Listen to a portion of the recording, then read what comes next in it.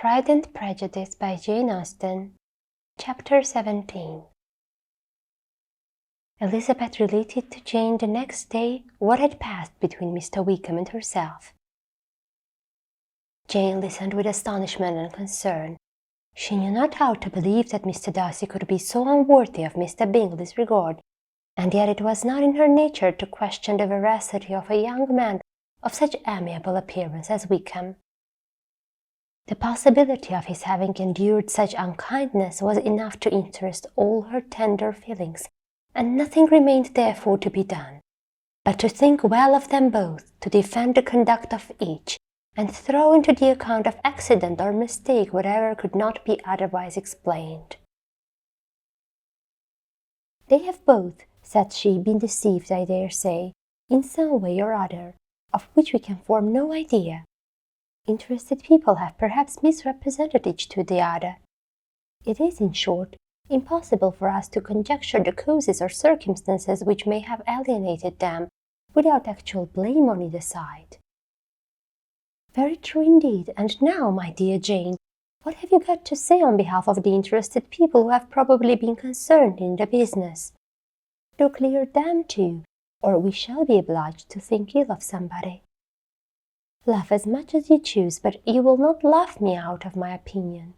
My dearest Lizzie, do but consider in what a disgraceful light it places Mr. Darcy to be treating his father's favourite in such a manner, of whom his father had promised to provide for. It is impossible. No man of common humanity, no man who had any value for his character, could be capable of it. Can his most intimate friends be so excessively deceived in him? Oh no. I can much more easily believe Mr. Bingley's being imposed on, than that Mr. Wickham should invent such a history of himself as he gave me last night, names, facts, everything mentioned without ceremony. If it be not so, let Mr. Darcy contradict it. Besides, there was truth in his looks. It is difficult indeed, it is distressing.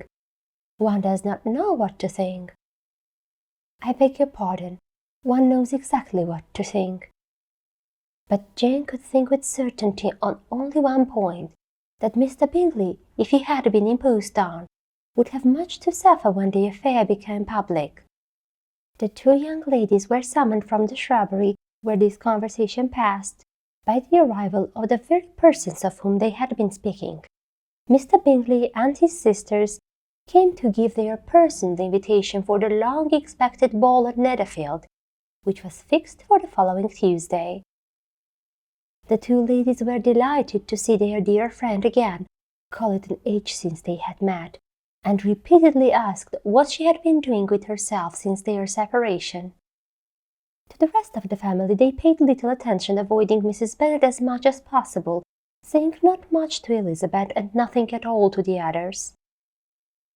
They were soon gone again, rising from their seats with an activity which took their brother by surprise, and hurrying off as if eager to escape from Mrs. Bennet's civilities.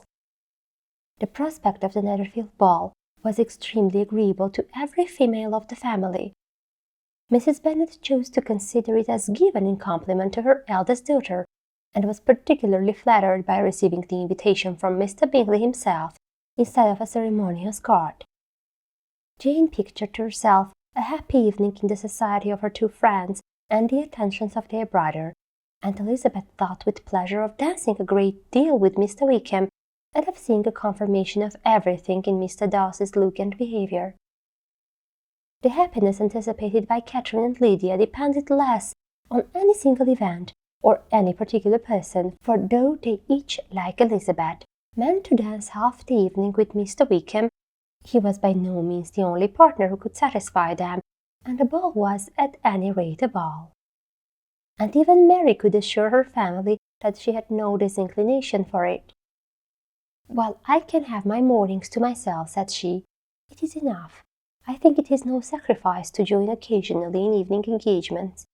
Society has claims on us all, and I profess myself one of those who consider intervals of recreation and amusement as desirable for everybody." Elizabeth's spirits were so high on this occasion that though she did not often speak unnecessarily to Mr. Collins, she could not help asking him whether he intended to accept Mr. Bingley's invitation, and if he did, whether he would think it proper to join in the evening's amusement, and she was rather surprised to find that he entertained no scruple whatever on that head, and was very far from dreading a rebuke either from the Archbishop or Lady Catherine de Bourgh by venturing to dance. "I am by no means of the opinion, I assure you," said he, "that a ball of this kind, given by a young man of character to respectable people, can have any evil tendency, and I am so far from objecting to dancing myself, that I shall hope to be honoured with the hands of all my fair cousins in the course of the evening, and I take this opportunity of soliciting yours, Miss Elizabeth, for the 2 first dances especially, a preference which I trust my cousin Jane will attribute to the right cause, and not to any disrespect for her." Elizabeth felt herself completely taken in. She had fully proposed being engaged by Mr. Wickham for those very dances, and to have Mr. Collins instead, her liveliness had never been worse timed. There was no help for it, however. Mr. Wickham's happiness and her own were perforce delayed a little longer, and Mrs. Collins's proposal accepted with as good a grace as she could. She was not the better pleased with the gallantry from the idea it suggested of something more.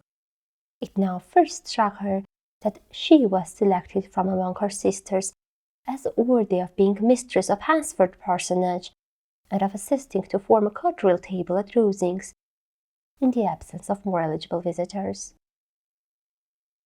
The idea soon reached to conviction, as she observed his increasing civilities towards herself, and heard his frequent attempt at a compliment on her wit and vivacity, and though more astonished than gratified herself by this effect of her charms, it was not long before her mother gave her to understand that the probability of their marriage was extremely agreeable to her.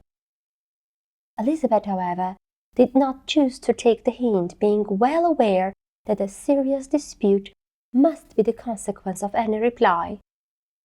Mr. Collins might never make the offer, and till he did, it was useless to quarrel about him. If there had not been a Netherfield ball to prepare for and talk of, the younger Miss Bennets would have been in a very pitiable state at this time, for from the day of the invitation to the day of the ball there was such a succession of rain as prevented their walking to Meryton once. No aunt, no officers, no news could be sought after. The very shoe roses for Netherfield were got by proxy.